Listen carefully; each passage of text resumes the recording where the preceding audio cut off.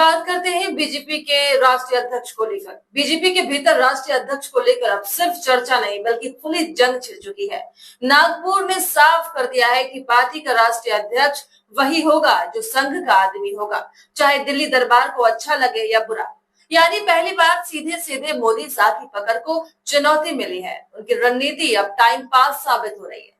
बार बार चुनाव टालने के बाद मोदी शाह ने बीच का रास्ता भी निकालने की कोशिश की। क्यों ना ऐसे व्यक्ति का नाम आगे किया जाए जो संघ के भी नजदीक हो और हमारी भी हाँ में हाँ मिलाए, और शिवराज सिंह चौहान के नाम को आगे किया।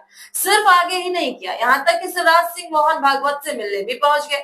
लेकिन भागवत ने साफ कर दिया संघ की मोहर लग चुकी है, जोशी अध्यक्ष होंगे, हम बार बार फैसले नहीं बदलते। मोहन भागवत का सख्त संदेश मोदी शाह के लिए सीधी चेतावनी बन गया है। और चर्चा है गुजरात लॉबी का खेल अब खत्म होकर ही रहेगा। ये वही संजय जोशी है जिनसे नरेंद्र मोदी की पुरानी दुश्मनी चल रही है। सबको मालूम है गुजरात की राजनीति में दोनों के बीच टकराव किसी से छिपा नहीं, और उसके बाद से ही मोदी ने हमेशा जोशी को किनारे रखा। लेकिन अब वही जोशी नागपुर की पहली पसंद बनकर ऐसे उभरे हैं कि मोदी शाह को शायद अब डुबा कर ही मारेंगे।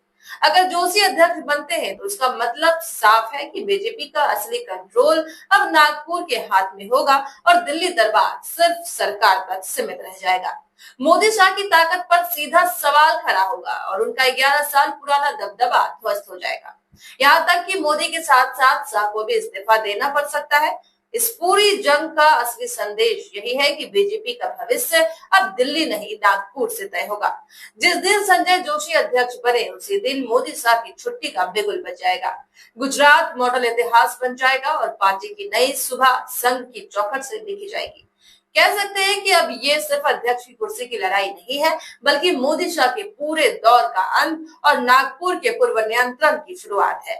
उपराष्ट्रपति चुनाव के आसपास ही राष्ट्रीय अध्यक्ष का चुनाव भी संभावित है, तो ये देखना दिलचस्प रहेगा कि क्या वाकई इस बार मोदी शाह ने मोहन भागवत से टक्कर लेकर गलती कर दी है और क्या संजय जोशी ही कमान संभालकर मोदी शाह को गुजरात वापस भेजेंगे।